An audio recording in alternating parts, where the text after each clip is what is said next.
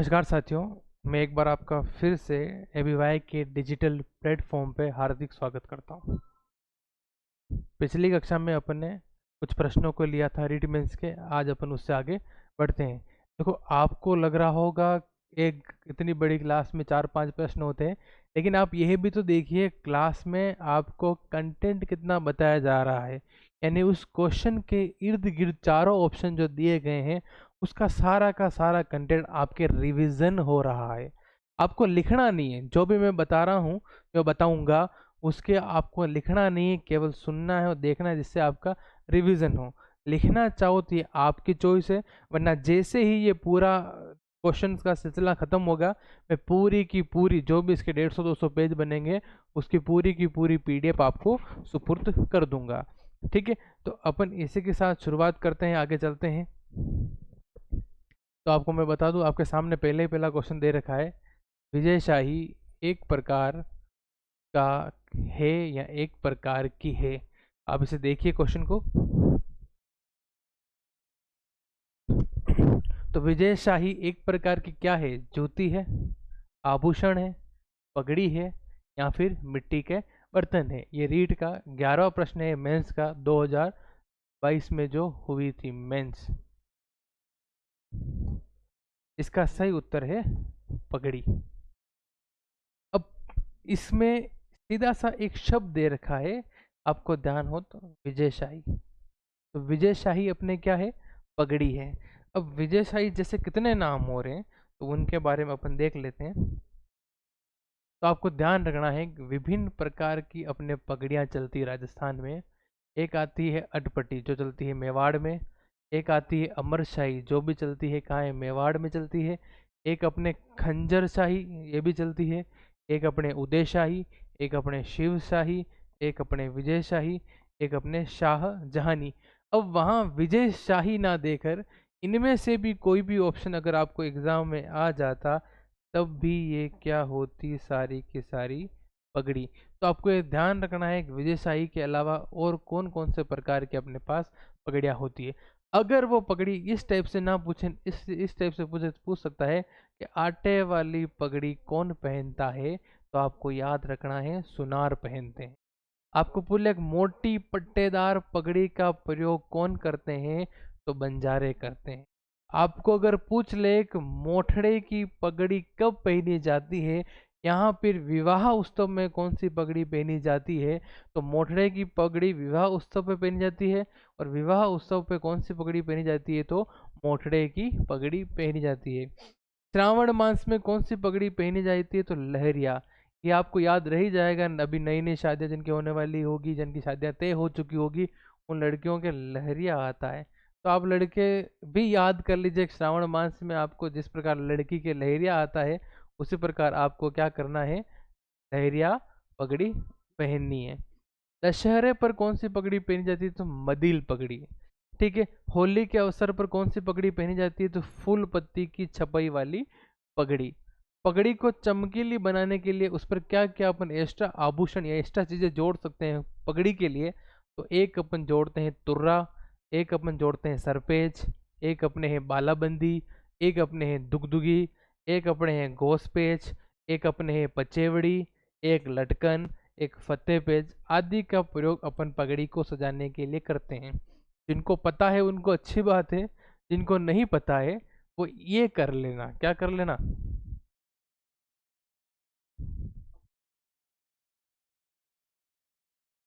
इन सब के आपको नाम पता चल जाएंगे कि ये क्या होते हैं, कि पगड़ी में कौन कौन से आभूषण लगते हैं। जब आप साफा पहनोगे शादी के लिए, तब आपको लगभग इन सारे नामों की याद हो जाएंगे, और लगभग ये सारी पगड़ियाँ भी आप मार्केट में घूमते घूमते देख लोगे।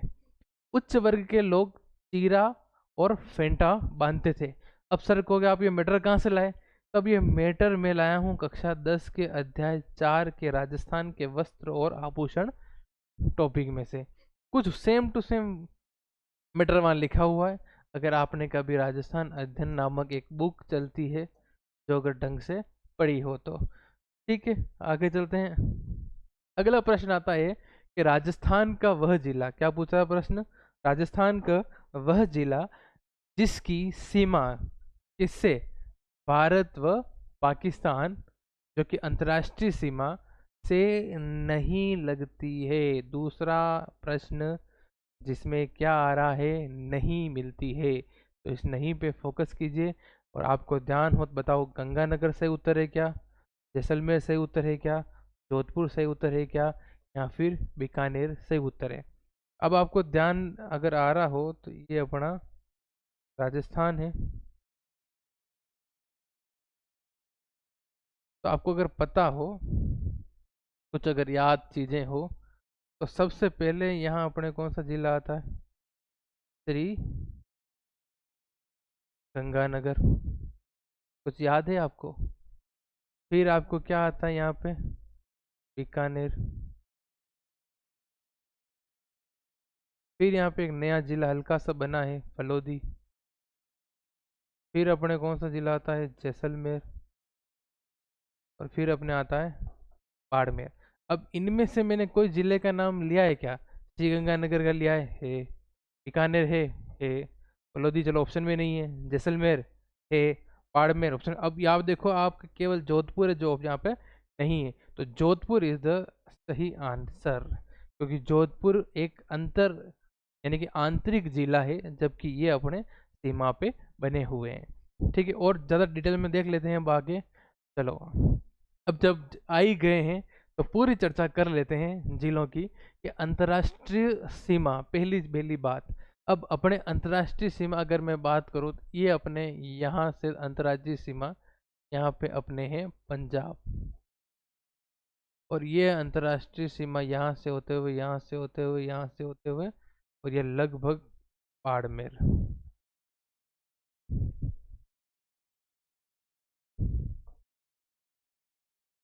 ये अपने अंतर्राष्ट्रीय सीमा है।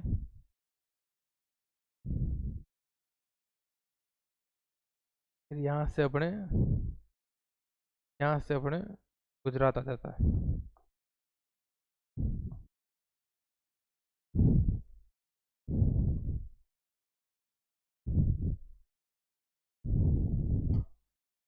ठीक है, अब वहां से पंजाब और यहाँ गुजरात है। ये अपने जिला हो गया बाड़मेर, ये अपने हो गया जैसलमेर,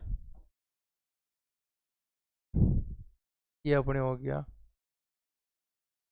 फलोदी, ये अपने हो गया बीकानेर, और ये अपने हो गया श्री गंगानगर। ठीक है, अब आगे चलते हैं। अब यह क्या बात हो रही है, अंतर्राष्ट्रीय सीमा श्री गंगानगर, बीकानेर, फलोदी, जैसलमेर और बाड़मेर तक फैली है। श्री गंगानगर, बीकानेर, फलोदी, जैसलमेर और बाड़मेर तक अपनी कौन सी सीमा है, अंतर्राष्ट्रीय सीमा है, जो अपने कौन से देश से लगती है भाई। यहाँ पे एक बहुत छोटा और बेकार देश है, पाकिस्तान। क्या नाम है, पाकिस्तान। तो पाकिस्तान से राजस्थान की अंतर्राष्ट्रीय सीमा लगती है। श्रीगंगानगर, बीकानेर, फलोदी, जैसलमेर जिले भी पाकिस्तान के साथ सीमा बनाते हैं और उनको टच करते हैं। दूसरा बिंदु आता है श्रीगंगानगर और बाड़मेर अंतर्राज्यीय और अंतर्राष्ट्रीय दोनों सीमा बनाते हैं। तो आप ध्यान रखिए, पहला मैंने बात की श्रीगंगानगर, दूसरा मैंने बात करी बाड़मेर। सबसे ऊपरी जिला देखिए कौन सा है, श्री गंगानगर। अब श्री गंगानगर की ये सीमा किससे बना रही है, पंजाब से, जो अपना ही राज्य है। तो क्या हो गई, अंतर राज्य सीमा। और वहीं श्रीनगर कहाँ से बना रहा है, एक दूसरे देश से बना रहा है। ये कौन सी होगी अपने, अंतरराष्ट्रीय सीमा। ठीक है, समझ में आ रही होगी कुछ चीजें, कि गंगानगर और बाड़मेर अंतर्राष्ट्रीय और अंतर्राज्यीय दोनों सीमा लगती है। तो श्री गंगानगर में अंतर्राज्यीय पंजाब भी लग रहा है और अंतर्राष्ट्रीय पाकिस्तान भी लग रहा है। ठीक है, श्री गंगानगर पाकिस्तान के साथ अंतर्राष्ट्रीय सीमा, वो पंजाब के साथ अंतर्राज्यीय सीमा बनाता है। पॉइंट कवर हो गया। फिर बात करती, बाड़मेर की बात करी, तो बाड़मेर ये देखो आप, अब बाड़मेर के साथ जो इतनी सी सीमा लग रही है, ये अपने किसकी लग रही, गुजरात की। और गुजरात अपना क्या है, खुद अपने भारत का ही राज्य है। ये हो गई अपने अंतरराज्यीय सीमा। ठीक है, और वहीं ये अपने क्या किया, पाकिस्तान आ गया बाड़मेर के साथ। ये अपने कौन सी सीमा हो गई, अंतरराष्ट्रीय सीमा। तो दो ऐसे जिले हैं, एक अपने श्रीगंगानगर, एक अपने बाड़मेर, जो अंतर्राष्ट्रीय सीमा भी रखते हैं और अंतर्राज्यीय सीमा भी रखते हैं। श्रीगंगानगर भी अंतर्राष्ट्रीय सीमा रखता है और अंतर्राज्यीय सीमा रखता है। आशा हो आपको इतनी चीजें पता चल गई होगी। अगला पॉइंट कहता है बाड़मेर पाकिस्तान के साथ अंतर्राष्ट्रीय सीमा व गुजरात के साथ अंतर्राज्यीय सीमा बनाता है, बता दिया। अगला पॉइंट कहता है बीकानेर, जैसलमेर और फलोदी केवल अंतर्राष्ट्रीय सीमा बनाते हैं। अब आप देख पा रहे होंगे, यहां से देखिए कि जैसलमेर, बीकानेर और ये फलोदी, ये जो तीनों जिला हैं, एक दो और ये तीन, ये तीनों जिले केवल मात्र अंतर्राष्ट्रीय सीमा बनाते हैं। इनसे कोई भी भारत का राज्य नहीं छूता है। ठीक है, ये पॉइंट भी आपका कवर हो गया। फलोदी सबसे छोटी अंतर्राष्ट्रीय सीमा है और जैसलमेर सबसे बड़ी अंतर्राष्ट्रीय सीमा। ये आपको साफ दिख रहा है। इन सभी में सबसे छोटी सीमा कौन सी है? सबसे छोटी सीमा फलोदी की, और सबसे बड़ी सीमा अपने किसकी है? जैसलमेर की। पूछ लिया जाए कि राजस्थान का वह कौन सा जिला है, वह कौन सा जिला है जिसकी सबसे कम अंतर्राष्ट्रीय सीमा है, तो वह है फलोदी। अभी तक डिसाइड नहीं किया गया है, लगभग 30 किमी मानी जा रही है। कंफर्मेशन आ जाएगी कुछ दिनों में। और सबसे बड़ा कोई सीमा रखता है तो वो अपने कौन सा है? जैसलमेर रखता है। तो आशा आपको ये पॉइंट समझ में आ गए होंगे। आगे चलते हैं। ठीक है, अगले पॉइंटों पे चलते हैं।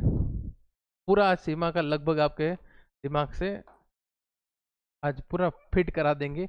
अगला पॉइंट आता है अंतर्राष्ट्रीय सीमा, जो लगभग 1070 किमी है, वो पाकिस्तान के साथ सीमा लगाता है। अब जब अपन ने बात करी, ये अपना क्या था? पाकिस्तान। कहाँ से स्टार्ट था? यहाँ से, और यहाँ पे अपने खत्म हो रहा था। ठीक है, तो अब यहाँ से लगा करके जो भारत की राजस्थान की सीमा है अंतर्राष्ट्रीय, वो अंतर्राष्ट्रीय सीमा लगभग कितने किलोमीटर है? तो 1070 किमी। यानी कि जो पाकिस्तान की जो अंतर्राष्ट्रीय सीमा राजस्थान को छू रही है, वो कितनी किलोमीटर है? 1070 किलोमीटर है। फिर आगे चलें। अब ये कहाँ से कहाँ तक है? तो अपने सबसे पहले आता है श्रीगंगानगर जिला, यहाँ छू रही है। यहाँ अपने एक जगह जिसका नाम है हिंदूमल कोट। क्या नाम है? हिंदूमल कोट। यहाँ से स्टार्ट हो रही है। फिर जहाँ बाड़मेर में छू रही है, उसका नाम क्या है? यहाँ तो आप कह सकते हो शाहगढ़, या आप कह सकते हो बाखासर। ये दोनों दोनों अपने कहाँ हैं? बाड़मेर में। तो पाकिस्तान के साथ जो अंतर्राष्ट्रीय सीमा लग रही है, वो हिंदूमल कोट श्रीगंगानगर से लगाकर बाखासर या शाहगढ़ बाड़मेर तक फैली हुई है।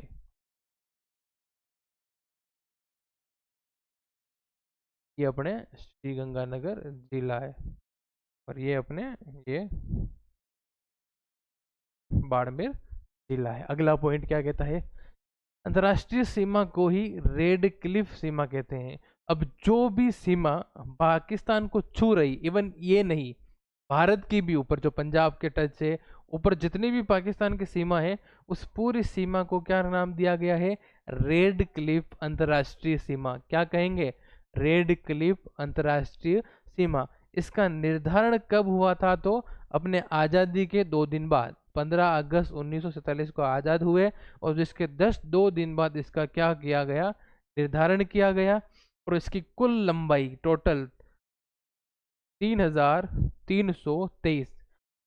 तीन तेईस तीन तीन के बीच में दो फंसा हुआ, 3 3 3, यानी कि तीन तीन के बीच में एक दो फंसा हुआ, 3323 किमी लंबी ये अपने क्या है? पूरी की पूरी रेड क्लिफ रेखा है। और इस 3320 किलोमीटर 23 किलोमीटर रेखा में से अपने राजस्थान को कितनी टच करती है? तो 1070 किमी टच करती है।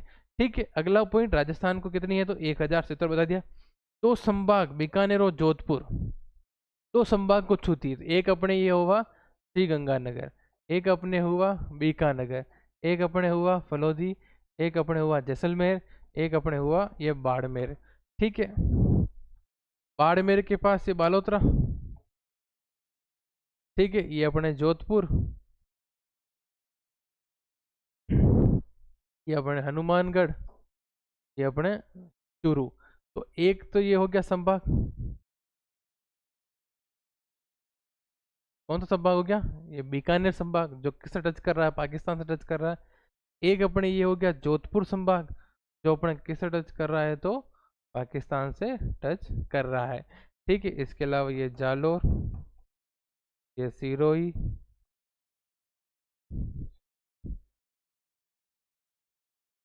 और ये पाली।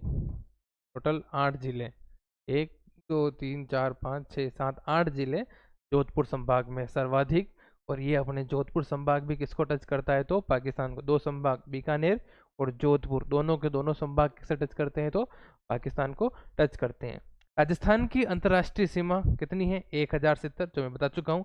राजस्थान की अंतर्राष्ट्रीय सीमा कितनी है, 4000। अंतर्राज्यीय सीमा कितनी है, 4850। अब ये तो हुई अपने 1070, लेकिन अब बोल रहा है अंतरराज्यीय, तो यहाँ से लगा करके, पूरी यहाँ से लगा करके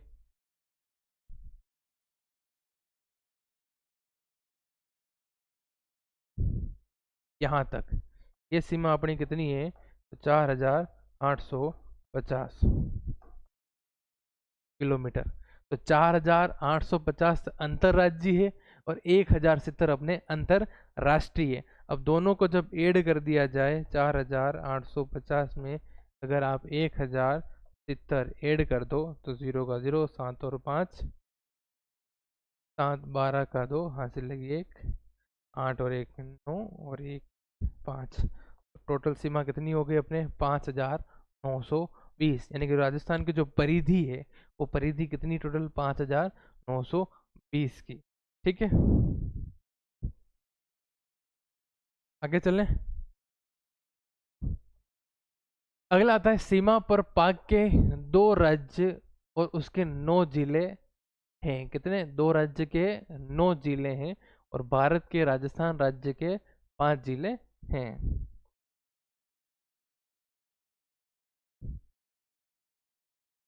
ठीक है,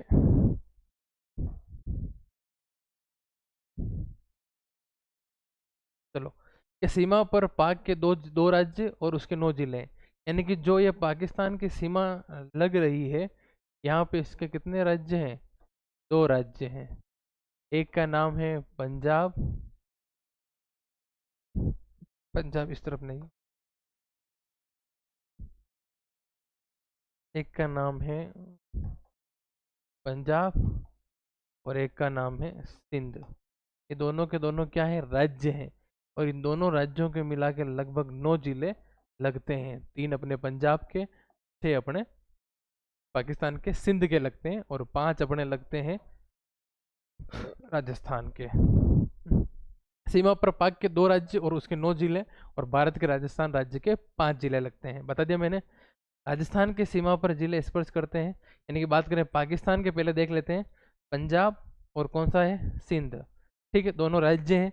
अब पंजाब की बात करेंगे तो बहावल नगर, बहावलपुर और रहीम यार खाना। तो यहाँ से बहावल नगर, ये बहावलपुर, ये रहीम यार खाना। फिर अपने सिंध के 2 है, जो इसमें आता है घोटकी, सुक्कुर, खेरपुर, संगर, उमरकोट और थार पारकर। ये अपने पाकिस्तान के 6 जिले, और ये इधर वाले 3 जिले। टोटल कितने जिले हो गए आपके, 9 जिले हो गए। ठीक है, आगे चलते हैं। राजस्थान राज्य के आपको बता दिया, ये का ये क्रम है। श्रीगंगानगर, बीकानेर, फलौदी और जैसलमेर और बाड़मेर। श्रीगंगानगर, बीकानेर, फलौदी, जैसलमेर और बाड़मेर। इसका क्रम आपको याद रखना बहुत जरूरी है, क्योंकि एग्जाम में आने के चांसेस रहते हैं। वो अब इनसे प्रश्न कैसे पूछेगा कि अंतर्राष्ट्रीय सीमा पर आने वाले जिले, वह कौन से जिले जो केवल मात्र अंतर्राष्ट्रीय सीमा पे आते हैं, बीकानेर, फलौदी पे। वह कौन सा जिला जो श्रीगंगानगर पंजाब और पाकिस्तान सीमा रखता है, तो श्रीगंगानगर। वह कौन सा जिला जो गुजरात और पाकिस्तान सीमा रखता है, तो बाड़मेर। अंतर्राष्ट्रीय सीमा पर लगने वाले जिलों का सही क्रम बताइए। अंतर्राष्ट्रीय सीमा पर जो टच करने वाले जिले हैं, उनका एक तो पूछ सकते हैं, ये आरोही क्रम पूछेगा, और एक वो पूछ लेगा तो अवरोही क्रम पूछ लेगा। सीधे से उल्टा है, उल्टे से सीधा। ठीक है, तो आपको ये चीज ध्यान रखनी। अगर वो ये बीच में गायब कर दें फिर पूछ ले क्रम, तो भी आपको ध्यान रखना है। नवीनतम कौन सा जिला अंतर्राष्ट्रीय सीमा को टच करता है, तो फलोदी करता है। सबसे कम लंबाई की जो सीमा किसकी टच करती है, फलोदी की। सर्वाधिक किसकी करती है, तो जैसलमेर की। ठीक है, तो आपको ये चीजें ध्यान रखनी है। दो जिले बनाते हैं अपने अंतर्राष्ट्रीय और अंतर्राज्यीय सीमा। भारत राजस्थान के ऐसे कौन से दो जिले हैं जो अंतर्राष्ट्रीय व अंतर्राज्यीय सीमा बनाते हैं, तो अपने श्रीगंगानगर और बाड़मेर। अगला प्रश्न, राजस्थान री भक्त कवित्री गौरीबाई रो जन्म कठे व्योह, यानी कि जो अपनी गौरीबाई है, जो अपने राजस्थान की भक्त कवित्री है गौरीबाई, उनका जन्म कहाँ हुआ है। तो उनका जन्म कहाँ हुआ है, क्या डूंगरपुर में हुआ है, क्या भरतपुर में हुआ है, क्या जयपुर में हुआ है, या फिर क्या अलवर में हुआ है। तो इसका आपका सही उत्तर होगा डूंगरपुर में इनका जन्म हुआ है। ठीक है, आगे चलते हैं। ठीक है, बात करूँ मैं गौरीबाई की। तो गौरीबाई की बात करते हैं, तो गौरीबाई का जन्म कब हुआ था, तो विक्रम संवत 1815 ईस्वी में। स्थान डूंगरपुर, डूंगरपुर अपने राजस्थान में पड़ता है। कृष्ण भक्त कवित्री गौरीबाई को एक उपनाम दिया गया है, जो नाम है वागड़ की मीरा। मेवाड़ की मीरा एक ही है, क्या नाम है, मीराबाई। और उनको वागड़ में उन्हीं की तर्ज पर कृष्ण को अपना पति मानकर भक्ति स्वरूप में जीती थी। उनका नाम था गौरीबाई, और गौरीबाई को फिर कालांतर में नाम मिला वागड़ की मीरा। डूंगरपुर के महाराजा शिव सिंह जी, ये नाम आपको याद रखना है, शिव सिंह जी ने गौरीबाई के लिए 1829 ईस्वी में बाल मुकुंद मंदिर का निर्माण करवाया। कौन से मंदिर का, बाल मुकुंद मंदिर का निर्माण करवाया। किसने करवाया, शिव सिंह जी ने करवाया। किसके लिए करवाया, तो वागड़ की मीरा के लिए करवाया। वागड़ की मीरा किनको कहा जाता है, तो गौरी बाई को कहा जाता है। गौरी बाई का जन्म कहाँ हुआ था, डूंगरपुर में हुआ था। गौरी बाई के माता पिता कहाँ कहाँ से आए थे, तो डूंगरपुर में बांसवाड़ा से आए थे। चलें आगे। Who got the Ekling temple built in Mewar in the 18th century? इससे बड़ा आप हिंदी पढ़ लेते हैं। 18वीं शताब्दी मेवाड़ में एकलिंग मंदिर का निर्माण किसने कराया। यानी कि मेवाड़ में जो एकलिंग नाथ का जो मंदिर है, श्री भगवान शिव जी का, लकुली संप्रदाय की शाखा है, उन मेवाड़ के एकलिंग नाथ जी के मंदिर का निर्माण किसने करवाया, तो महाराणा रायमल ने करवाया। क्या महाराणा मोकल ने करवाया, क्या बप्पा रावल ने करवाया है, क्या महाराणा कुंभा ने करवाया है। इन सभी का, रायमल जी का और मोकल का कुछ कुछ अंश मिलता भी है मेवाड़ के इस एकलिंग मंदिर में। मगर अगर मुख्य रूप से क्या पूछना चाह रहा है, मंदिर का निर्माण किसने करवाया, न पुनर्निर्माण पूछा है न परकोटा पूछा है, तो इसका सही उत्तर अपना क्या होगा, वह परावल पूछेगा। ये जो भी आंसर मैं बता रहा हूँ, इसी पेपर के साथ सरकार जो गवर्नमेंट ने, विभाग ने जो आंसर की जारी करी है वही है। ठीक है, जो मैंने पढ़ी है और जो ये आपने पढ़ी है। ठीक है, आगे चलते हैं। अब इसका भी पूरा देख लेते हैं। अब ये वाला क्वेश्चन थोड़ा अपने क्या जाएगा, लंबा जाएगा, क्योंकि इसमें क्या आ गया है, राजवंश। क्या आ गया है, राजवंश। अब राजवंश में चार ही नाम लगभग आपको पता ही है, 10 पेज खींच लेते हैं। जबकि अपना इस क्लास का एक ही औचित्य है, हर क्वेश्चन का पूरा का पूरा कच्चा चिट्ठा या फिर पोस्टमार्टम करना। तो लंबी जाए तो भी कोई दिक्कत नहीं, मगर क्लास आपको देख के जानी, जिससे आपका क्या हो, रिवीजन हो। अब पहला ही पहला नाम आता है बप्पा रावल, जो कि ऑप्शन में सही था, और ऑप्शन में पहला ऑप्शन ए था, बप्पा या बप्पा रावल।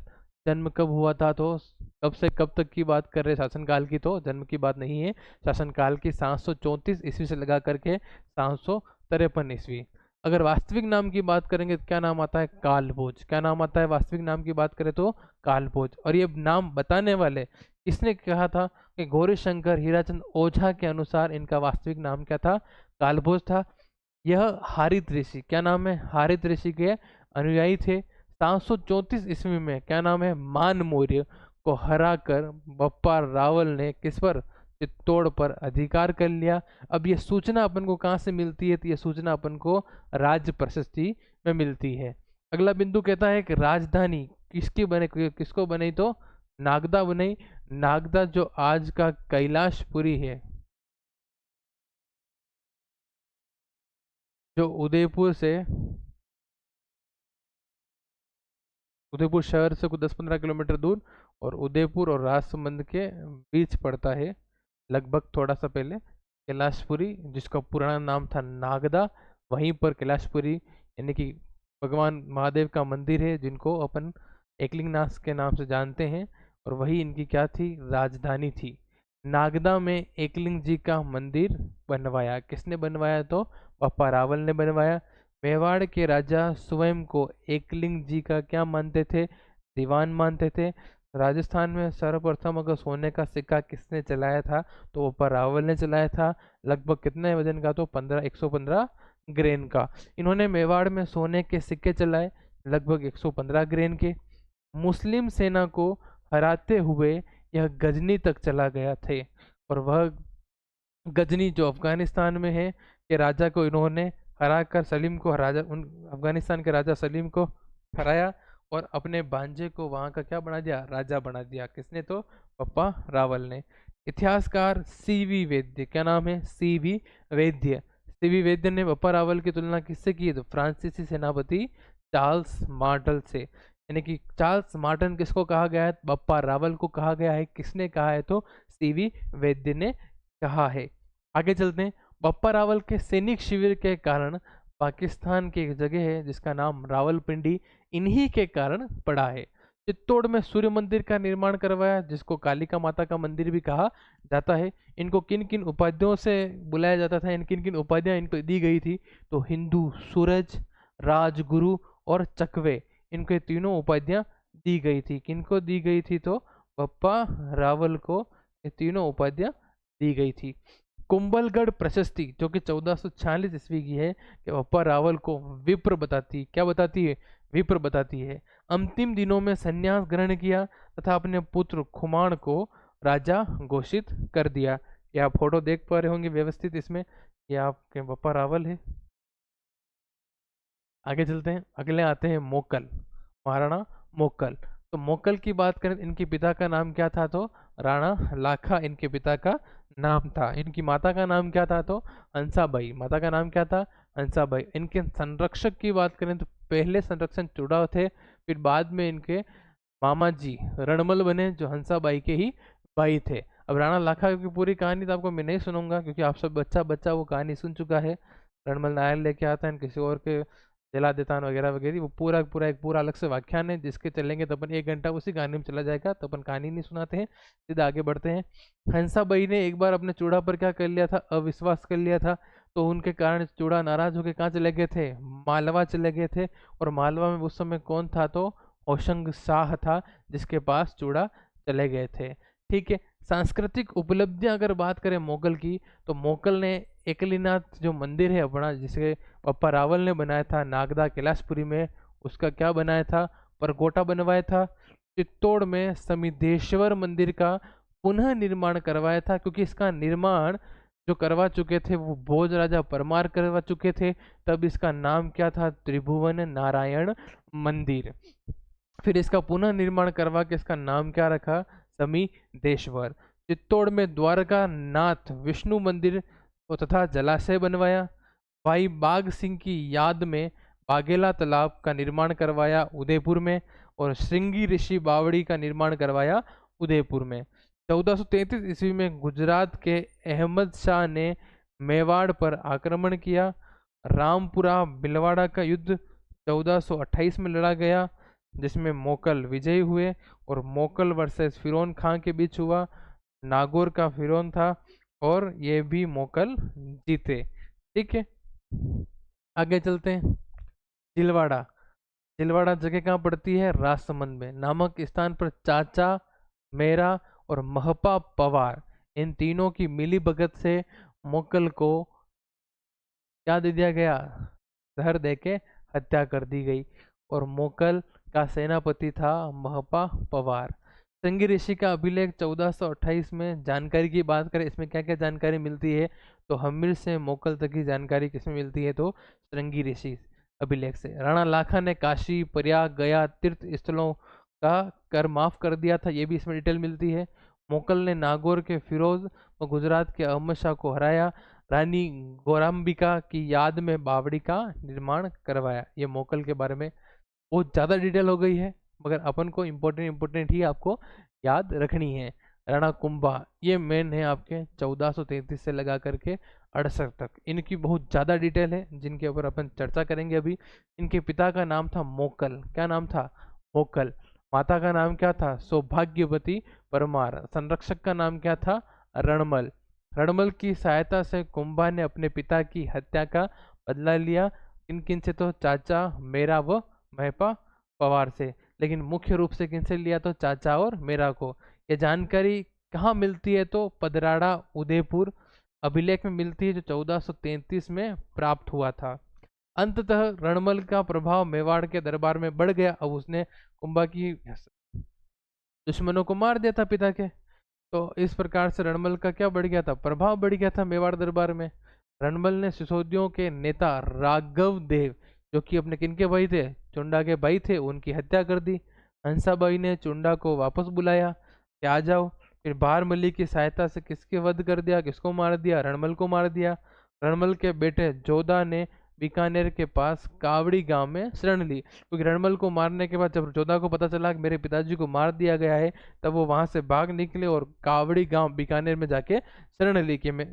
फिर चूड़ा ने राठौड़ों की राजधानी मंडोर पर अधिकार कर लिया 1438 में।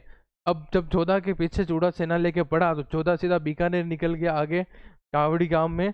लेकिन उसके बाद मंडोर खाली हो गया और मंडोर पर अपने किसने कब्जा कर लिया? तो चूड़ा ने कब्जा कर लिया और मंडोर भी मेवाड़ का हो गया। उसके बाद जब मेवाड़ के पास मंडोर आ चुका था, तब हंसाबाई की सहायता से एक संधि की गई जिसका नाम था आवल बावल की संधि, जो 1453 में की गई। किनके मध्य हुई? तो कुंभा और जोधा के मध्य हुई। इस संधि में क्या क्या निर्णय लिए गए? सोजत को मेवाड़ व मारवाड़ की सीमा बनाया जाएगा। जो सोजत जगह है राजस्थान में, उस सोजत को मारवाड़ और मेवाड़ दोनों की सीमा घोषित की गई। और जोधा को मारवाड़ वापस दे दिया गया।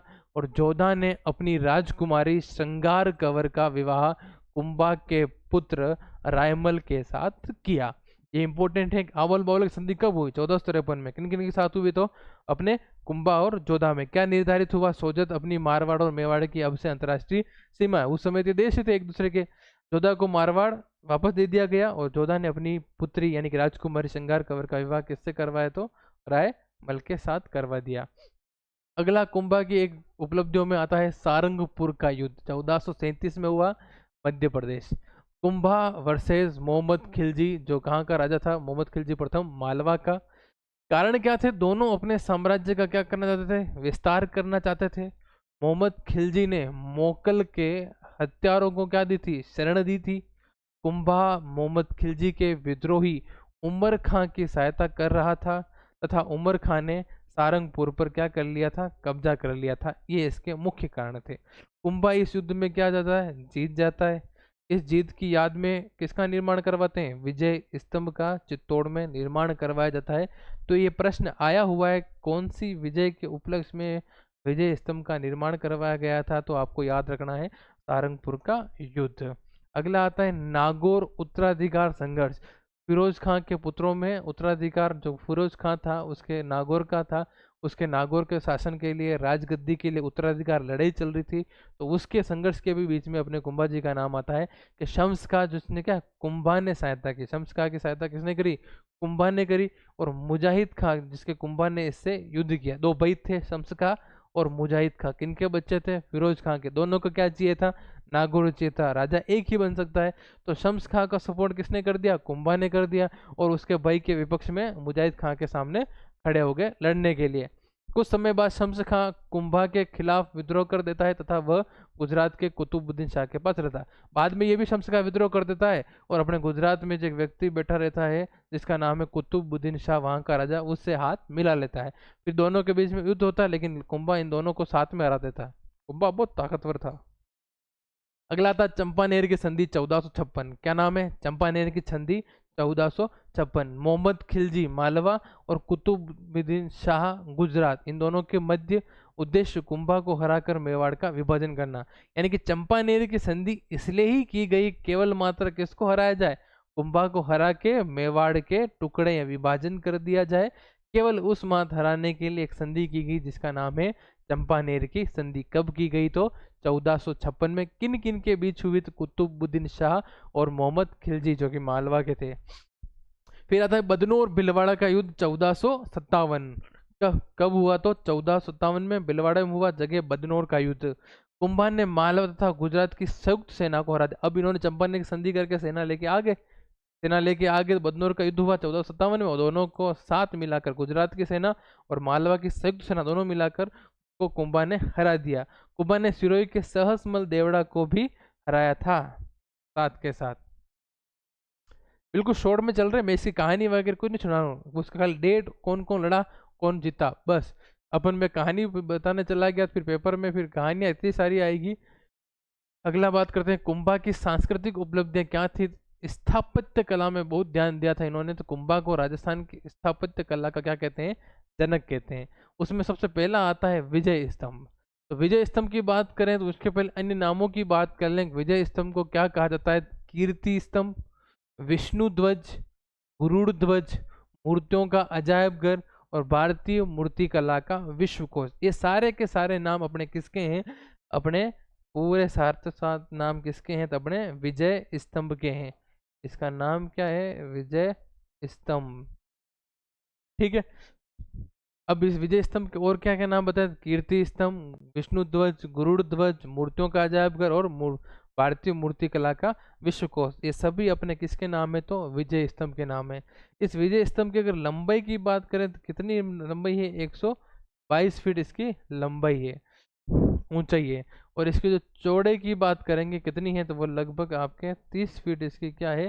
चौड़ाई। चौड़ाई 30 फीट और इसकी जो ऊंचाई है वो लगभग 122 फीट है। ठीक है। यह चित्तौड़ दुर्ग में स्थित है, सबको पता है। मंजिला कितनी है? 9 मंजिला है। कितनी मंजिला है? 9 मंजिला है। टोटल 9 मंजिला इमारत है, ये पूरी की पूरी 9 मंजिला इमारत है। ठीक है। अब ये देखो ऊंचाई कितनी? 122 फीट और चौड़ाई कितनी? 30 फीट। यह चित्तौड़ दुर्ग में स्थित एक 9 मंजिला इमारत है, जिसका निर्माण लगभग 1440 से लेकर के 48 लगभग 8 सालों में संपन्न हुआ। ठीक है। इसकी जो 8वीं मंजिल है, इस पर किसी भी प्रकार की मूर्ति नहीं रखी गई है। बताया गया है कि इसकी जो 8वीं मंजिल है वहां पर किसी भी प्रकार की मूर्ति नहीं है। क्यों है? क्योंकि ये पूरा का पूरा भारतीय मूर्ति कला का विश्वकोश, इतनी सारी मूर्तियां हैं, मगर 8वीं मंजिल पे इन्होंने एक भी मूर्ति नहीं लगाई है। जो अपने 6ठी मंजिल है वहाँ वास्तुकारों के नाम उल्लिखित है, अपनी ये 6ठी मंजिल। तो 6ठी मंजिल पे वास्तुकारों के नाम उल्लेखित है। और 6ठी मंजिल पे वास्तुकारों के नाम कौन कौन से? जेता, पुंजा, पोमा और नापा। जेता, पुंजा, पोमा और नापा अपने क्या है? वास्तुकारों के नाम है। इसकी तीसरी मंजिल पर अरबी भाषा में 9 बार अल्लाह लिखा है। तो तीसरी मंजिल अपनी ये रही, और तीसरी मंजिल पे यहाँ पे क्या लिखा हुआ? 9 बार अल्लाह लिखा हुआ है। भगवान विष्णु को समर्पित 15वीं शताब्दी में निर्मित है ये, यानी कि पूरा का पूरा भगवान विष्णु को समर्पित है। यहाँ पे मूर्तियां किनकी है? तो विष्णु भगवान की है। कीर्ति स्तंभ प्रशस्ति के लेखक कौन है? अत्रि भट्ट और महेश भट्ट है जो इस पर उत्कीर्ण है।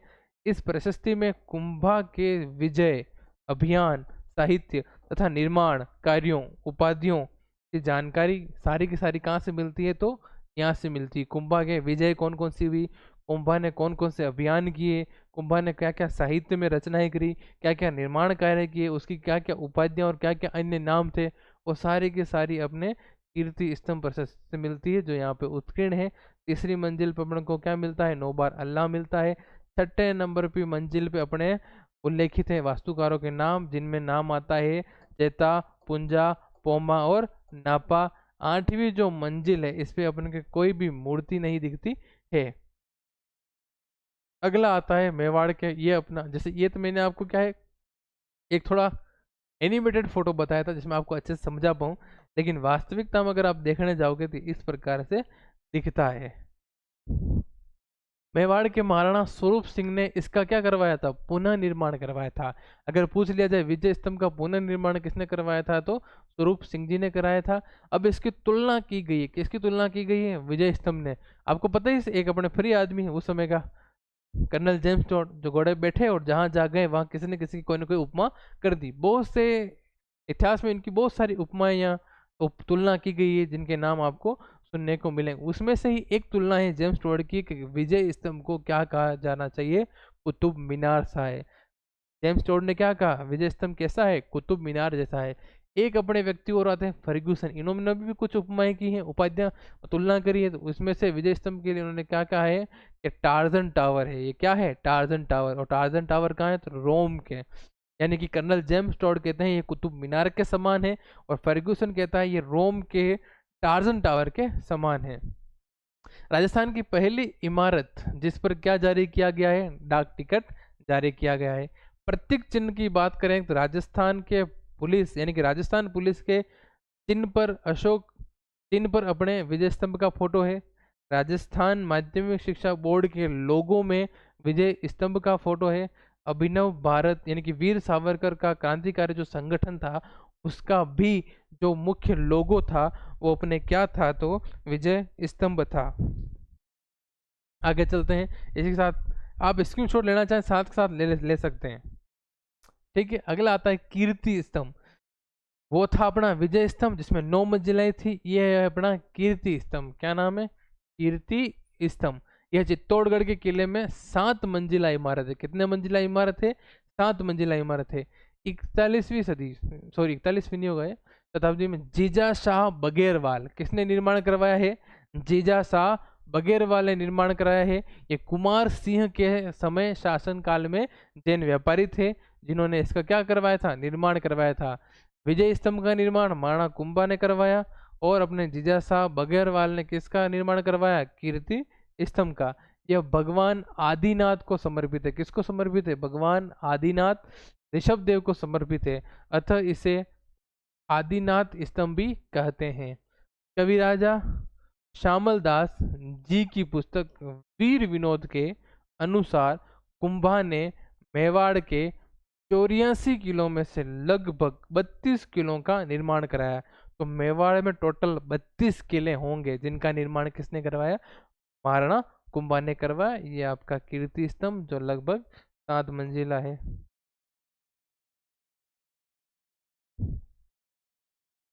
अगला आता है प्रमुख किले जो महाराणा कुंभा के द्वारा निर्मित किए गए। तो कुंभलगढ़ का किला जो सबसे पहले आता है, राजसमंद में बना हुआ। वास्तुकार की बात करेंगे तो मंडन, यानी कि कुंभलगढ़ का जो वास्तुकार है वो कौन है, मंडन है। कुंभलगढ़ मेवाड़ की संकटकालीन राजधानी है। बहुत बार प्रश्न आया हुआ है कि मेवाड़ की संकटकालीन राजधानी कौन सी है, तो कुंभलगढ़ है।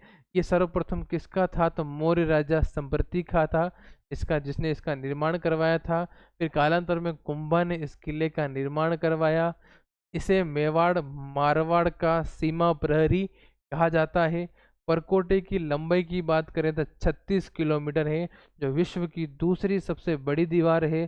चाइना दीवार के चाइना की जो भी दीवार है उसके बाद दूसरी सबसे बड़ी दीवार है 36 किलोमीटर की, जो पूरे किले में घिरी हुई है। ये दीवार 36 किलोमीटर के साथ इतनी चौड़ी है कि 4 घोड़े एक साथ चल सकते हैं। 4 घोड़े अनुमान लगा लो, एक बस आराम से उस दीवार पे चल सकती है, इतनी अपने यहाँ पे जगह है।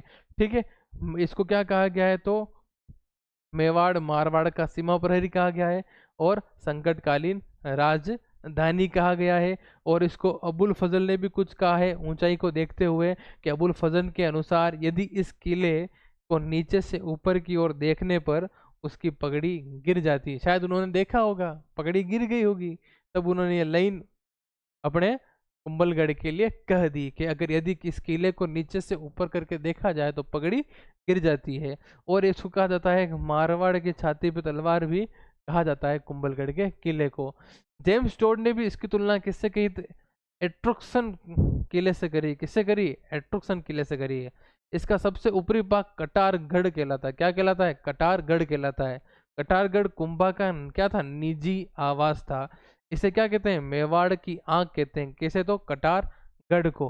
कटारगढ़ में ही अपने एक जगह है बादल महल, फिर जूनी कचहरी, वहां पे अपने किनका जन्म हुआ है, तो महाराणा प्रताप। कुंभलगढ़ प्रशस्ति 1460 ईस्वी में लिखी थी। कुंभलगढ़ प्रशस्ति का लेखक कौन है भाई, महेश भट्ट। कुंभलगढ़ प्रशस्ति में कुंभा को धर्म एवं पवित्रता का अवतार तथा कर्ण एवं बोझ के समान दानवीर बताया है। अगला आता है अचलगढ़ सिरोही का किला। अचलगढ़ कहाँ है, अपने सिरोही में, याद रखना। परमारों ने इसका क्या करवाया था, निर्माण करवाया था। फिर 1462 ईस्वी में कुंभा ने इसका क्या करवाया, पुनः निर्माण करवाया। इस किले में कुंभा तथा उनके बेटे उदा की मूर्तियां हैं और इन मूर्तियों को सावन भादो कहा जाता है। ये प्रश्न आया है सावन भादो कहाँ है, तो अपने अचलगढ़ सिरोही में है। फिर आता है बसंतगढ़, ये भी कहाँ है, अपने सिरोही में। निर्माण किसने करवाया, कुंभा ने करवाया। मचान दुर्ग कहाँ है, सिरोही में है। निर्माण किसने करवाया, कुंभा ने कराया। क्यों कराया, तो मेर जनजाति के विद्रोह को दबाने के लिए। भोमड़ दुर्ग कहाँ है, उदयपुर में। निर्माणकर्ता कौन है, कुंभा है। और कुंभा ने इसका निर्माण क्यों कराया, तो भील जनजाति को नियंत्रण हेतु बनाया। ठीक है, आगे चलते हैं। अब प्रमुख मंदिरों की बात करें तो इन्होंने कौन कौन से मंदिर बनाए। एक मंदिर बनाया इन्होंने कुंभ स्वामी का मंदिर, जो किसको समर्पित है, विष्णु को समर्पित है। अब विष्णु को जो समर्पित है, ये कुंभ स्वामी का मंदिर एक नहीं है, तीन है। कितने हैं, तीन है। यानी कि जो कुंभ स्वामी का मंदिर है, एक तो ये चित्तौड़गढ़ में है, एक अपने ये कुंभलगढ़ में है,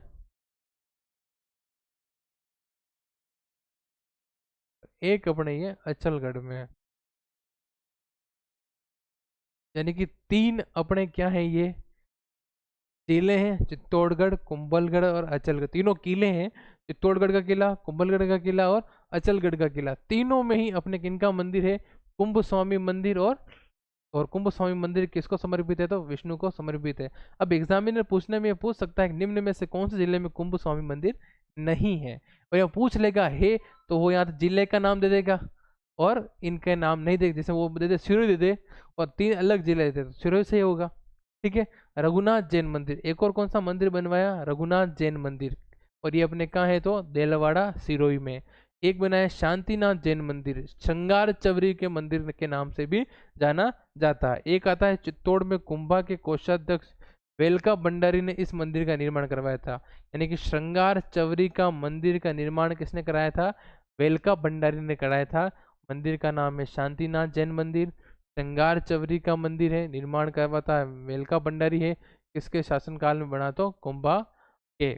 अगला मंदिर आता है रणकपुर जैन मंदिर, पाली। ये भी महाराणा कुंभा के शासनकाल में बना। 1439 ईस्वी में जैन व्यापारी दर्णक शाह ने इन मंदिरों का निर्माण करवाया। इसमें सबसे प्रमुख मंदिर कौन सा है, तो चौमुखा मंदिर है। इसमें भगवान आदिनाथ की मूर्ति है। वास्तुकार कौन था, भाई देपाग था। इसने कब, 1447 स्तंभ है। इसमें कितने खंबे हैं, 1447 खंबे हैं। अतः इससे क्या कहा गया है, तो स्तंभों का अजायबघर कहा गया है। इसकी बात करी अपन ने रणकपुर जैन मंदिर की। यानी कि प्रमुख मंदिरों में महाराणा कुंभा के शासनकाल में एक मंदिर बना कुंभ स्वामी मंदिर, एक बना रघुनाथ जैन मंदिर, एक बना शांतिनाथ जैन मंदिर, एक बना रणकपुर जैन मंदिर। रणकपुर जैन मंदिर कहाँ है, पाली में है। शांतिनाथ मंदिर, श्रृंगार चवरी मंदिर अपने चित्तौड़गढ़ में। रघुनाथ जैन मंदिर दिलवाड़ा सिरोही में। कुंभ स्वामी मंदिर अपने कहाँ है, तो विष्णु मंदिर तीन जगह है, चित्तौड़गढ़, कुंभलगढ़ और अचलगढ़ में है। रणकपुर जैन मंदिर कब बना, 1439 में। किसने बनाया, व्यापारी दर्णक शाह ने। इसके बात करें, इसमें सबसे प्रमुख मंदिर कौन सा है, चौमुखा मंदिर है। इसमें किनकी मूर्ति, चौमुखा मंदिर में भगवान आदिनाथ की मूर्ति है। वास्तुकार कौन थे, देपाग थे। इसमें कितने खंबे, 1447 खंबे हैं। और इसको क्या कहा जाता है, तो स्तंभों का अजायबघर कहा जाता है। अगला बात करते हैं कुंभा के साहित्य की। बात करूं मैं, तो कुंभा ने साहित्य में क्या क्या योगदान था, तो मैं बात करता हूं। कुंभा एक अच्छा संगीतज्ञ था, वह वीणा बजाया करता था। और संगीत गुरु कौन थे इनके, सारंग व्यास। यानी कि कुंभा के जो संगीत गुरु थे उनका नाम क्या था, सारंग व्यास। इसके अलावा कुंभा ने कौन कौन सी पुस्तकें लिखी, तो एक लिखी उन्होंने सुधा प्रबंध लिखी। एक उन्होंने लिखी कामराज रतिसार लिखी, जिसके 7 भाग हैं। एक लिखी उन्होंने संगीत सुधा। एक पुस्तक उन्होंने लिखी संगीत मीमांसा। एक पुस्तक आपने लिखी है संगीत क्रम दीपिका। एक पुस्तक लिखी है हरि कार्तिक। एक पुस्तक लिखी है संगीत राज। इसके बारे में प्रश्न आया हुआ है, निम्न में से इनमें कौन सा भाग नहीं है। इसके कितने भाग हैं, 5 भाग हैं। और संगीत राज के 5 भागों में कौन कौन से, तो पाठ्य रत्न कोश, गीत रत्न कोश, रत्न कोश, वाद्य रत्न कोश और रस रत्न कोश। अपन को क्या याद करना, पाठ्य, गीत, नृत्य, वाद्य। पाठ्य, गीत, नृत्य, वाद्य और रस। अपन ने पाठ पढ़ा, पाठ पढ़ते पढ़ते रस आया। क्या पढ़ा, पाठ पढ़ा, पाठ पढ़ते पढ़ते रस आया। रस आते ही गीत सुनने की इच्छा हुई और गीत सुनने के बाद वाद्य बजाया और वाद्य बजा के आपने क्या किया, डांस किया। पहले आपने पाठ पढ़ा, अगर याद करना चाहो पाठ पढ़ते पढ़ते पढ़ते पढ़ते आपने, अगर ऐसे कर सकते हो, पाठ पढ़ा, पाठ पढ़ते पढ़ते पढ़ते आपने उसको पाठ को गुनगुनाना चालू किया, गुनगुनाना चालू किया, और गुनगुनाते गुनगुनाते आपको क्या आया, रस आया। और बहुत अच्छा है, रस आया तो आपने क्या बजाया, वाद्य बजाया, और वाद्य बजाया तो फिर आपको डांस करने की इच्छा हुई। इस प्रकार से आपको जैसे जैसे याद हो। कुंभा की टीकाएं, बड़ी पुस्तक का छोटा रूप, यानी कि समरी लिखना। एक बड़ी पुस्तक है, उसकी एक छोटी सी पुस्तक समरी लिख देना, है ना, वो क्या कहलाएगी, टीका कहलाएगी। इन्होंने जयदेव की गीत गोविंद की टीका लिखी, रसिक प्रिया। इन्होंने सारंगधर की, संगीत रत्नाकर की भी टीका लिखी। इन्होंने बाण भट्ट की चंडी शतक की भी क्या लिखी, टीका लिखी। ये उनके ओरिजिनल राइटर। नाटक की बात करेंगे तो अतुल्य चातुरी इन्होंने लिखा संस्कृत भाषा में। इन्होंने दूसरा नाटक लिखा मुरारी संगीत कन्नड़ भाषा में। इन्होंने तीसरा नाटक लिखवाया नंदिनी वृत्ति मराठी भाषा में। इन्होंने लिखा रस नंदिनी मेवाड़ी भाषा में। ये 4 नाटक अपने कुंभा के साथ जिक्र होते हैं, और ये अपनी टीकाएं, वो अपने पुस्तकें, और वो अपनी उपाधि। अगला बात करते हैं कुंभा के दरबारी विद्वान कौन थे, ये भी प्रश्न बहुत बार आए हैं। एक आता है कान्हा व्यास। कान्हा व्यास ने एक पुस्तक लिखी, इसका नाम था एकलिंग महात्म्य। इसका पहला भाग राजवर्णन है कहलाता है, और जो कि लिखा किसने है, कुंभा ने। दूसरे आते हैं मेहा जी, इन्होंने लिखी है तीर्थमाला, और तीर्थमाला में कितने तीर्थों का वर्णन है, 120 तीर्थों का वर्णन है। तीसरा आता है मंडन। मंडन ने लिखे कुंभलगढ़ का वास्तुकार है, ये क्या है, वास्तुकार है, और इन्होंने लिखी है वास्तुसार, देव मूर्ति प्रकरण, राजवल्लभ, रूप मंडन और कोंदंड मंडन। रूप मंडन में मूर्ति कला की जानकारी मिलती है, कोंदंड मंडल में धनुष निर्माण की जानकारी मिलती है। अगला आता है दरबारी नाथा। नाथा किसका भाई था भाई, मंडन का भाई था। इसने क्या लिखी, तो वास्तु मंजरी पुस्तक लिखी। गोविंद मंडन का पुत्र था, इन्होंने लिखी द्वार दीपिका। इन्होंने लिखी उद्धार धोरिणी, जिसमें पुनः निर्माण के बारे में चर्चा मिलती है। इन्होंने लिखी कला निधि, मंदिरों के शिखर से संबंधित है। इन्होंने लिखी सार समुच्चय, आयुर्वेद की जानकारी मिलती है। हीराचंद मुनि कुंभा के क्या थे, गुरु थे। छठे व्यक्ति कौन आते हैं, हीराचंद मुनि, जो कुंभा के गुरु थे, जिन्होंने इनको कविराज की उपाधि दी। और 7वें आते हैं तिल्ला भट्ट। ये 7 दरबारी विद्वान थे। अब आती कुंभा की उपाधियों की बात करें तो कुंभा को हिंदू सुल्तान कहते थे। क्या कहते थे, हिंदू सुल्तान। क्यों कहते थे, तो हिंदुओं की मुस्लिम आक्रमण से क्या करी थी, रक्षा करने वाला करी थी। अभिनव भारताचार्य या नव्य भारत, ये किसके लिए कहा गया, संगीत की बहुत अच्छी और प्रखर जानकारी रखने वाला। वीणा वादन प्रवीणेन, यानी कि वीणा बजाने के लिए कारण इनको वीणा वादन प्रवीणेन कहा गया। राणो रासो साहित्य में कहा गया। हाल गुरु, पहाड़ी दुर्गों पर इन्होंने क्या किए, कब्जे किए, यानी कि युद्ध करके जीते, उसलिए उपाधि मिली हाल गुरु। चाप गुरु, धनुष बाण चलाने में बिल्कुल प्रवीण थे, इसको इसलिए इनको उपाधि मिली चाप गुरु। फिर आते हैं परम भागवत और आदि वराह। ये दोनों उपाधियां इसलिए मिली क्योंकि ये किसके भक्त थे, कि विष्णु भक्त होने के कारण। कुंभलगढ़ किले में मामा देव कुंड के पास कुंभा की हत्या कर दी गई, और उनकी हत्या करने वाले उनके सुपुत्र, जिनका नाम था उदा, जिन्होंने उनकी हत्या कर दी, जिनको कुपुत्र कहा जाना अच्छा रहेगा। रमाबाई इनकी ही पुत्री थी, ये कुंभा की बेटी थी, पिता की तरह संगीत में रुचि रखती थी। रमाबाई को जावर परगना दिया था। जावर में रमाबाई ने रामा स्वामी मंदिर का निर्माण करवाया। और उपाधि की बात करेंगे तो वागेश्वरी की उपाधि इनको मिली। अगला आता है रायमल, जो चौथा और आखिरी ऑप्शन था उसमें, उसके बारे में देख लेते हैं। कुंभा के ये क्या थे, बेटे थे। इन्होंने अपने ही भाई उदा को जावर तथा दाड़िमपुर के युद्धों में हराया और स्वयं राजा बने। मालवा के ग्यास शाह को भी इन्होंने क्या किया, हराया। ये कहाँ मिलता है, तो जानकारी एकलिंग प्रशस्ति में मिलती है। एकलिंग जी का मंदिर का वर्तमान स्वरूप बनाया किसने, तो रायमल ने बनाया। इनकी रानी, जिनका नाम था श्रृंगार कंवर, जो उन्होंने किसका निर्माण करवाया? गोसुंडी बावड़ी का निर्माण करवाया, जो जोधा की पुत्री थी। चित्तौड़ में अद्भुत शिव मंदिर अद्भुत जी का निर्माण करवाया, यानी कि अद्भुत जी का मंदिर भी कौन करवाते हैं? रायमल जी करवाते हैं, जिनको अद्भुत शिव मंदिर भी कहते हैं। श्रृंगार कंवर जो किनकी पुत्री थी भाई? जोधा की पुत्री थी। फिर गोसुंडी बावड़ी से याद रखना, गोसुंडी का अभिलेख यह 2री शताब्दी के ईसा पूर्व का अभिलेख है। ये राजस्थान का सबसे प्राचीनतम अभिलेख है। इस अभिलेख से भागवत वैष्णव धर्म की जानकारी मिलती है। इस अभिलेख के अनुसार गज वंश के राजा सर्वतात ने अश्वमेघ यज्ञ का आयोजन करवाया था। तो ये अपने पूरा का पूरे डिटेल, ठीक है, रायमल की, कुंभा की, मोकल की और बप्पा रावल की क्यों शुरू हुई थी, तो अपने किस मंदिर का निर्माण करवा रहे थे अपन?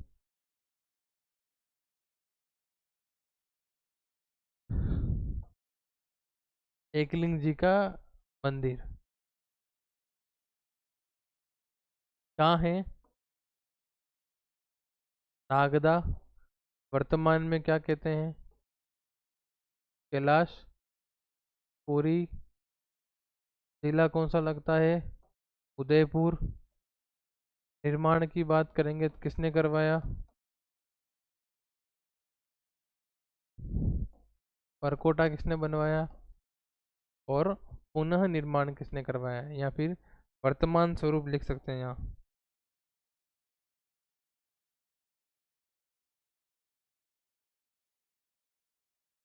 तो निर्माण अपने किसने कराया? पप्पा रावल ने। वर्तमान स्वरूप कौन लाए अपने? राय मल लाए।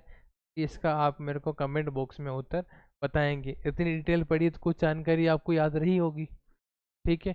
आपको ये क्लास अच्छे से देखी होगी अभी तक, और मैं चाहता हूँ आप इस क्लास को अधिक से अधिक शेयर करें। कोई भी सुधार के लिए कोई चीज़ आप अगर बताना चाहें तो आप क्या कर सकते हैं? कमेंट बॉक्स में मैसेज कर सकते हैं। नहीं तो आप ABY के जो नंबर मैंने पिछली कक्षाओं में दे रखे थे उस पर आप व्हाट्सअप मैसेज कर सकते हैं। इन सभी की PDF और जानकारी के लिए आप ABY के टेलीग्राम चैनल से जुड़ सकते हैं और क्लास को निरंतर देखिए। इसी के साथ आपका बहुत बहुत धन्यवाद। जय हिंद, जय भारत, जय राजस्थान। और क्लास आपका बहुत बहुत धन्यवाद।